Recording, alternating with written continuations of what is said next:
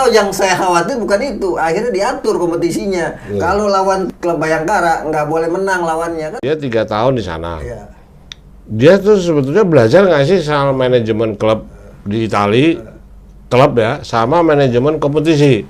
Iya. Kalau itu Siapapun yang memberikan bisikan itu yang harus dipahami mereka itu nggak ngerti filosofi sepak bola. Di mana-mana sepak bola itu pemain tim nasionalnya dilahirkan dari sebuah. Jadi kalau degradasi ya berarti kan terkubur semua harapan untuk menjadi timnas. Masa tim saya tim degradasi. jangan bicara asal persepsi, harus paham sejarah.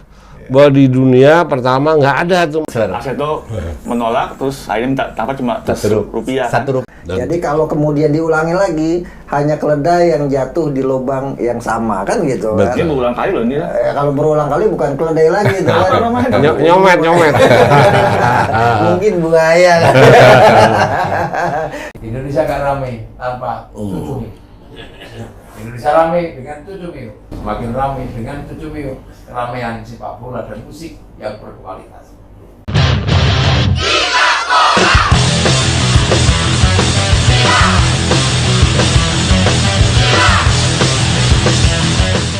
Bravo Cucu Mio Channel. Hari yang masih berbahagia dalam masa halal bihalal ini, kita keroyokan nih. Ada Lano Mardika, ada Akmal Marhali, dan ada Fateh Cabanco. Hari ini kita mau coba bedah sepak bola nasional yang nggak pernah bosan nih. Kita ulas. Enaknya masalah apa nih? Mal, Lano. Oke. Dengar-dengar ada kabar bahwa akan dibentuk lagi tim nasional jadi satu klub. Nah, ini benar. Wah, itu asik. Kan? Tim nasional jadi satu klub. Ini super tim dong pastinya. Boleh dong. disebut tim karbitan nggak? Gitu? Bisa jadi gitu. Kok selalu gini ya? Kok selalu tiap ada ketua umum baru ada lagi program lama diulang lagi. Mereka kenapa nggak belajar ya dari sejarah-sejarah super tim yang ada di Indonesia deh. Kita nggak bicara luar negeri deh gitu loh. Itu gimana nih? Lano dulu deh, versi Lano nih apa yang bayangan nih kalau ini terjadi dilaksanakan bahwa tim nasional U20 dicemplungin di Bayangkara FC. Ya ini Kira-kira? pertama sejarah berulang kembali ya. Ingat dulu juga Bantul. Iya. Betul. Terus ini kan nggak ada bedanya sama dulu SAD lah, terus timnas yang dulu pernah juga tesnya di Belanda sepanjang tahun, Mama Popedehan. Nah, Popedehan ya. Juga Oke, pernah. ya. Terus juga Beretti, Primavera. Zaman dulu ada Binatama lagi Binatama. di Brasil. SAD. Ya. Sekarang yang lebih ini lagi ada tapi punya swasta Garuda Select gitu kan. Iya. Tim juga itu kan. Itu Betul. udah 5 tahun lagi. Tahun kelima ya. Iya, cuma hasilnya apa? Jadi ini menarik ya. Saya melihat bahwa gagasan ini adalah gagasan orang yang kehabisan akal gitu, untuk membenahi sepak bola Indonesia. Atau juga mungkin orang yang punya akal mah nggak tahu mesti ngapain. Iya, nggak punya akal. Jadi nggak belajar juga sejarah yang sudah terjadi sebelum-sebelumnya bahwa proyek jalan pintas lewat bikin tim nasional lewat sebuah tim itu udah pasti gagal gitu kan, dan udah teruji itu kan, udah banyak ujiannya di mana Baretti, Primavera, SAD sampai yang dibantul semua gagal gitu. Bahkan yang dibantul itu sempat kemudian Bobby Satria bahkan sampai melaporkan ke Komnas HAM karena dia menolak untuk bergabung dengan Bantul ketika itu, dan akhirnya Bobby Satria dan Atep dihukum tidak boleh terlibat di sepak bola nasional. Iya, betul, ya. Gitu kan. Ini kan lucu gitu kan. Sementara dalam konteks profesional usia 20 tahun itu kan mereka udah jadi pemain profesional. Mereka berhak menentukan jalan hidup mereka, mau main di klub mana, kemudian mau terus berkarir di sepak bola atau mau jadi pedagang kan juga hak mereka gitu kan. Atau bisa juga mau bermain di luar negeri kan? Betul. Tidak harus di satu kungkung suatu klub gitu. Ingat juga nggak yang kasusnya Primavera selesai dari Itali terus mau dikumpulin di Pelita Jaya. Pelita Jaya. Ya. Terus Indrianto transfer. Aseto menolak, terus akhirnya minta cuma rupiah. ₹1, 100 rupiah ya? 100 perak. 100 perak. Artinya kan gini, problemnya kan sebenarnya turunannya banyak. Kira-kira nih, mereka dituntut nggak sama klub-klub yang selama ini sudah mendidik mereka nih? Iya. Sama kayak kasusnya si Atap sama Bobi Satria Satria kan gitu. Boas, waktu itu Boas. kan eranya Boas tuh. Saya ingat banget ketika Sama itu, Indrianto katakan Iya. dulu di Bareti gitu. iya, saya ingat banget waktu zaman Boas ceritanya hampir sama dengan sekarang. Tim nasional U19 waktu itu habis tampil di Piala Asia U19 2004 di Malaysia. Ketika itu kita kalah 0-1 dari Qatar, kemudian kalah 1-5 dari Cina. Terakhir kita kalah 1-6 kalau nggak salah dengan Jepang kalau nggak salah gitu kan. Nah akhirnya kemudian ingin bikin super tim, mau digabungkan lah di Persiba waktu itu Liga 2 bahkan kan. Betul. Nah sekarang Bayangkara Liga 1 ambil pemain-pemain U19 yang sudah dikontrak oleh timnya, misalnya Persija punya 5 pemain. Persija boleh membina pemain mereka kemudian diambil di Bayangkara FC kan lucu gitu kan. Nggak ada transaksi apapun kan? Nggak ada transaksi, terus kemudian pemain-pemain itu digabung dalam satu tim dan mereka akan merasa zona nyaman, kita pemain tim nasional nih gitu kan. Nah itu kan berprestasi iya lah kan, di mana-mana tim nasional itu hak setiap orang untuk masuk tim nasional hasil talent scout pelatih atau pelatih tim nasional atau direktur teknik dari kualitas mereka yang mereka tampilkan di kompetisi. Nah kalau mereka main dalam satu tim kan ada bursa transfer di mana pemain bisa keluar masuknya di batas waktu tertentu. Ini kan jadi ngaco. Jadi tim ini dibikin misalnya di Bayangkara ini akan merusak tata kelola kompetisi sepak bola nasional gitu. Itu baru satu masalah soal transaksi sebagai pemain profesional. Kalau degradasi gimana nih Teh? Kalau degradasi gimana nih? Nah ini kalau dia gagal di kompetisi ya. Dia gagal di kompetisi, degradasi gitu, pemain nasional semua tapi degradasi. Kumaha eta gitu. karena dalam satu kompetisi kan semua hal bisa terjadi kan. Karena sepak bola bukan pemain individu tapi tim. Jadi kalau degradasi ya berarti kan terkubur semua harapan untuk menjadi timnas. Masa tim degradasi kan begitu kan. Artinya mental mereka untuk dijadikan mental juara aja nggak mampu kan? Mampu, degradasi kemudian mentalnya jatuh plus tim nasional kok tim degradasi kan gitu lucunya. Atau yang saya khawatir bukan itu, akhirnya diatur kompetisinya. Kalau lawan tim nasional yang ada di klub Bayangkara nggak boleh menang lawannya kan gitu, jelek bener nanti gitu. Sama juga berarti menutup kemungkinan pemain-pemain di klub lain untuk menjadi pemain timnas kan kalau sudah nggak ada berpasu untuk apa istilahnya masing-masing menunjukkan kemampuan kehebatannya dalam dan juga kan nggak ada jaminan bahwa ini akan sukses di turnamen internasional kan. Betul, jaminannya nggak ada. Atau ini gara-gara karena si Pak Marji sebagai polisi dan pernah menjadi salah satu pencetus Bayangkara FC, sekarang jadi anggota ESCO, ada bisik-bisik nih dari Pak Marji nih. Ya bisa jadi, tapi bisa jadi Pak Marji juga nggak tahu sejarah sepak bola kita. Bahwa sepak bola kita ini sudah pernah bikin super tim seperti itu beberapa kali dan faktanya gagal. Gitu kan, rebutan pemainnya paling gampang, nggak usah lah yang dikelola swasta aja mainnya di luar negeri. Ini sekarang Garuda Select kan setiap mau diambil pemainnya ribut sama klubnya. Garuda Select ngambil pemain yang sudah dibina oleh klub. Bagus ya. Gitu. Bagus Kavi kan akhirnya sampai ribut, sampai akhirnya ketua umum PSSI Iwan Bule turun tangan datang ke Barito Putra untuk kemudian dilepas gitu kan. Nah itu kan menjadi problem tersendiri juga nanti ke depannya. Atau mungkin juga kalau saya baca itu bahwa karena ini mengacu pada cabur lain, cabang olahraga lain yang setelah berhasil gitu. Bukan sepak bola gitu. Ini kan aneh juga, berarti di cabang lain dipraktekkan di sepak bola. Cabang mana yang seperti itu? Padahal di sepak bola dengan super tim ini sudah gagal gitu. Iya, di basket kan nggak ada degradasi. Nah, itu ya gitu loh. Jadi setiap cabur itu kan punya ciri khas yang berbeda-beda. Jangan disamakan begitu. Jangan lupa di basket nggak ada akademi. Semua kan sekolah kan, dari sekolah, SMA, berkompetisi, masuk kuliah, terus profesional. Beda sama bola kan? Ya. Nah, itu bisa diperhitungkan juga seperti hal itu. Ini ada sejarah nih, saya coba mengajarin Erick Thohir dan kawan-kawan yang di PSSI bahwa super tim itu tidak pernah terjadi di semua negara yang mau maju membangun prestasi ke level dunia. Ini contoh nih, di zaman Ali Sadikin, ini ada namanya PSSI Binatama. Mereka 6 bulan di Brasil.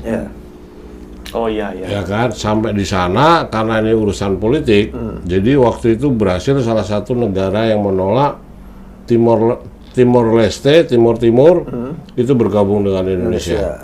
Sehingga negara harus berkampanye kemana-mana, diutuslah PSSI bernama PSSI Binatama. Sampai di sana itu pelatihnya Sucipto itu, Sucipto Sintoro. Sampai di sana itu di apa ya, diputar-putar sehingga tidak pernah dapat latihan yang bagus, tidak pernah dapat uji coba yang bagus, karena negara berhasil melihat bahwa ini misinya politik, ya.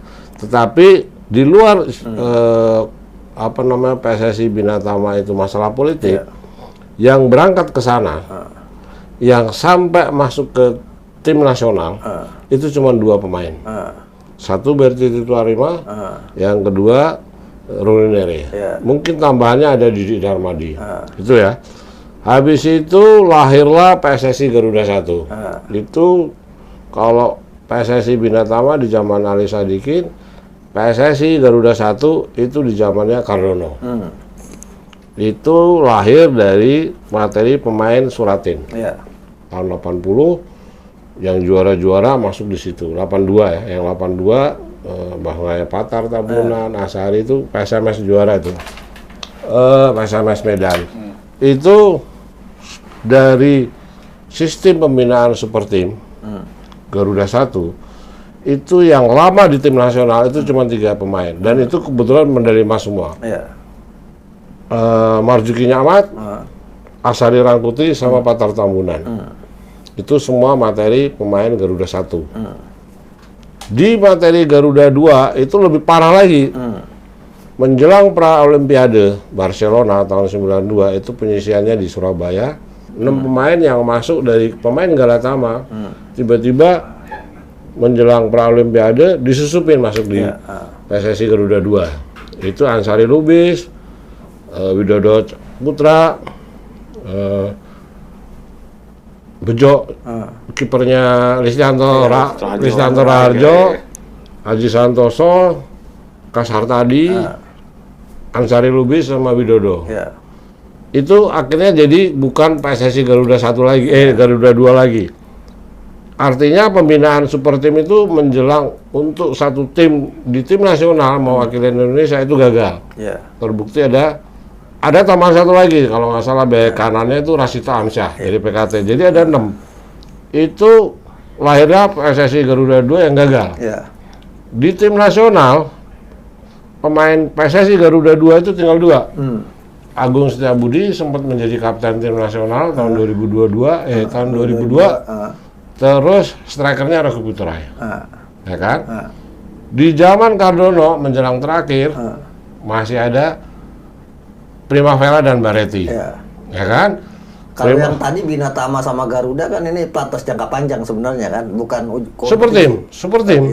Super tim tidak ada kompetisi. Tidak ada kompetisi. Artinya ini Primavera kompetisi di luar negeri. Ditambahan seolah-olah kompetisi di luar negeri.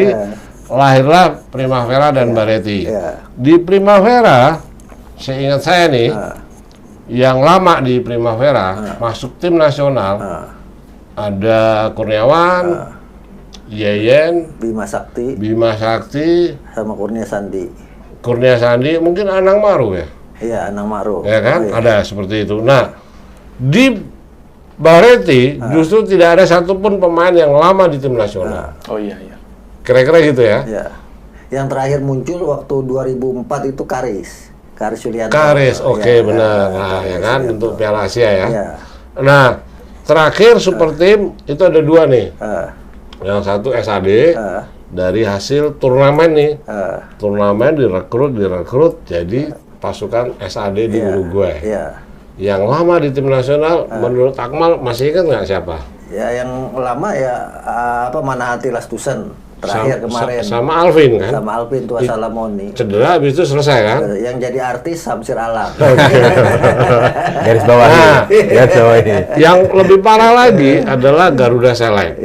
Dihasilkan dari tidak ada kompetisi. 16 tahun tiba-tiba semuanya masuk sebagai pemain masa depan.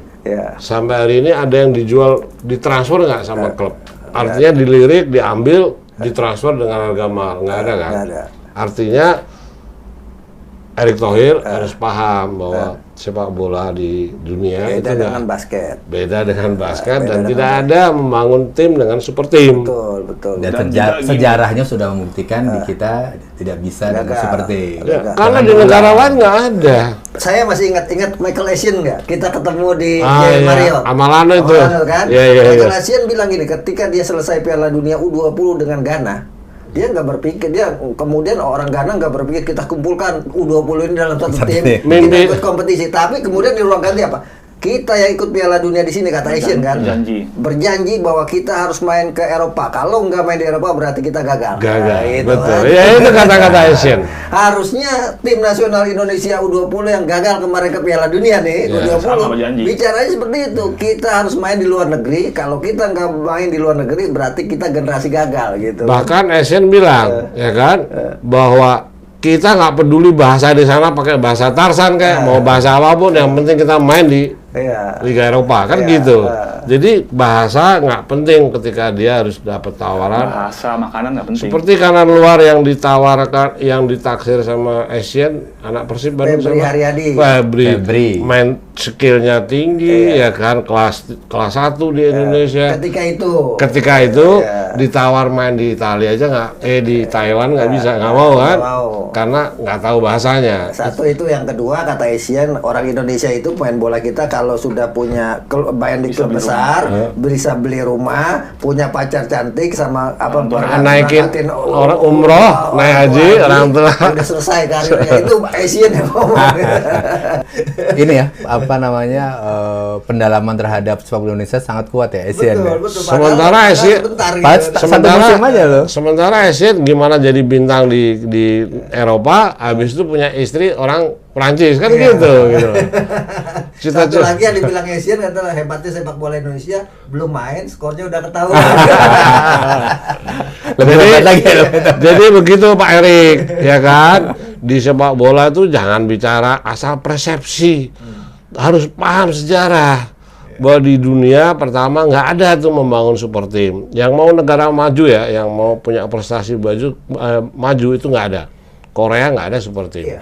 Tapi yang harus dipahami, siapapun yang memberikan bisikan itu, yang harus dipahami mereka itu nggak ngerti filosofi sepak bola. Di mana-mana sepak bola itu pemain tim nasionalnya dilahirkan dari sebuah kompetisi, ya kan? Bukan kemudian ditentukan dalam satu tim ikut kompetisi, tapi pemain dari beberapa klub yang diambil dari sebuah kompetisi yang sehat. Yang terus berkompetisi, Iya, keluar masuk iya. pemain timnas, tidak Betul. harga mati dia menjadi pemain timnas selamanya. Iya, jangan sampai misalnya nanti kayak dulu, misalnya kita punya pengalaman waktu Indra Safri pegang tim nasional U16 juara, kemudian dibikin super tim, dibawa keliling kemana-mana. Tutur show itu ya. Tutur show itu kan merasa pemain ini sudah merasa superstar semuanya, akhirnya apa namanya lupa daratan dan akhirnya gagal gitu kan. Ini kan pernah juga. Nah, hal-hal yang semacam ini harusnya pengurus PSSI itu paham semuanya. Jadi daripada bikin super tim, mendingan bikin kompetisi yang sehat aja gitu. Kompetisi yang sehat pasti akan melahirkan tim nasional yang baik, atau selain misalnya kayak di apa namanya di Italia kan ada Serie A, ada Primavera-nya. Ya bikin aja Primavera-nya, atau di Inggris ada kompetisi Premier League, ada reserve-nya. Harus Jadi seperti itu, dimainin aja di reserve-nya kalau mau jam terbang kan, sehingga kemudian dia punya jam terbang yang banyak. Sekarang kan kalau kemudian dikumpulkan di satu tim, kan tidak semua akan main dalam waktu yang sama. Atau tadi juga sempat bisa dengan Mbah Suco sebelum waktu off air, kenapa nggak apa namanya modelnya di Inter Milan praktekin aja di Indonesia? Itu kan dia pernah jadi di Inter Milan. Atau ya titipin aja pemain ini. Pak Erik punya hubungan dengan Inter Milan, titipin 2 pemain di sana berlatih. Kalau pantas, kalau dinilai pantas, karena nggak bisa mantan presiden ya, ibaratnya tuh gini, dia 3 tahun di sana. Dia tuh sebetulnya belajar nggak sih soal manajemen klub di Italia, klub ya, sama manajemen kompetisi. Kalau itu dia belajar, ambil aja itu diadopsi, kasih ke Liga Indonesia sekarang, kan gitu harusnya. Ya, atau bisa dulu kan pernah ceritanya Thaksin Shinawatra masih pegang apa namanya Leicester City, ya kan diambil pemain Thailand, dititipkan berlatih di sana, berlatih. Sekarang masih tuh. Iya kan berlatih di Leicester City, kemudian akhirnya waktu itu apa Teratep Winotai Betul. kan. Nah itu kan kemudian bisa seperti itu, Pak Erik, Inter Milan titipin latihan aja gitu kan, nggak apa-apa. Kemudian dari mana nih, misalnya ada CRC Torus punya klub di Belgia, titipin gitu untuk berlatih. Kalau memang kemudian layak, secara standar layak untuk main di liga, ya main. Kalau nggak, berlatih aja di sana gitu kan. Kemudian ada lagi siapa yang punya Lecce tuh, Raffi Ahmad CS tuh, ya kan? Iya. Apa namanya? Atau mainkan Oxford. di sana, Oxford atau DC United atau apa tuh yang di Australia punyanya Brisbane. Pak Brisbane Brisbane Roar. Brisbane Roar. Iya kan? Atau mungkin misalnya klub-klub Indonesia bikin sister city dengan klub-klub Eropa, Manchester City dan sebagainya gitu kan. Titipin di sana, bukan network. Kan katanya Ratu Tisa kan punya network yang luar biasa gitu kan. Pak Erik juga punya network yang luar biasa. Oh, gitu ya? Iya, lebih baik lebih baik cara itu diambil gitu, lebih efektif dan juga nguji mental pemainnya. Kalau pemain Indonesia dipisah-pisah, mereka akan teruji bahwa mereka ini punya mental nggak. Tapi kalau dalam satu tim mereka seperti raja gitu. Sama Itu ini juga, Indonesia. ini bertolak belakang sama kita punya aturan lisensi. Kan klub diwajibkan untuk membuat akademi kan? Iya. Sporting. Nah kalau udah bukan begini, apa gunanya bikin akademi? Percuma akademinya nggak bakal naik ya. Nggak bakal, pemainnya diambil sama semua tim. Enggak, Nggak ada organisasi. kadang-kadang kita bahasa akademi sama bahasa klub. Itu gue bingung nih. Ya, kan? Bingung. Karena di Ajax nggak ada akademi. Ya maksudnya kan pembinaan di bawah. Pembinaan gitu loh. Jadi klub ya Ajax punya klub amatir Iya, betul. di banyak kota, di banyak negara di Afrika, ya kan? Dididik, diambil talentanya, baru masuk ke klub-klub yang calon Seniornya. sebagai senior di profesional gitu loh. Hal yang seperti itu, kenapa sih tinggal nyontek aja nggak bisa gitu loh? Kita bikin gagasan tapi lupa daratan, itu masalah kita. Jadi yang harus kita ingat bersama-sama bahwa rencana PSSI untuk menggabungkan tim nasional Indonesia dalam satu tim sudah terbukti dalam sejarah sepak bola kita selalu gagal menciptakan itu semua. Jadi kalau kemudian diulangi lagi, hanya keledai yang jatuh di lubang yang sama kan gitu kan. Ini berulang kali loh ini. Kalau berulang kali bukan keledai lagi itu kan. Nyomet. Mungkin buaya kan. Jadi sangat sulit untuk membentuk tim nasional untuk dilibatkan dalam satu kompetisi, apalagi kompetisi Liga 1 di mana pemain-pemainnya U20 itu rata-rata semua sudah dikontrak klub. Persija punya 5 pemain tim nasional, pastinya Persija tidak akan melepas pemainnya. Kenapa? Karena Persija membutuhkan tenaganya. Begitu juga Borneo FC yang punya lebih dari 3 pemain di tim nasional, dia pasti tidak akan melepas pemain-pemainnya. Jadi daripada ribut-ribut soal tarik ulur pemain di klub masing-masing, lebih baik PSSI memperbaiki kompetisi sepak bola Indonesia menjadi kompetisi yang sehat, profesional, bermartabat, sepak bola tanpa mafia, sepak bola tanpa rekayasa. Adios, Cocomeo Channel.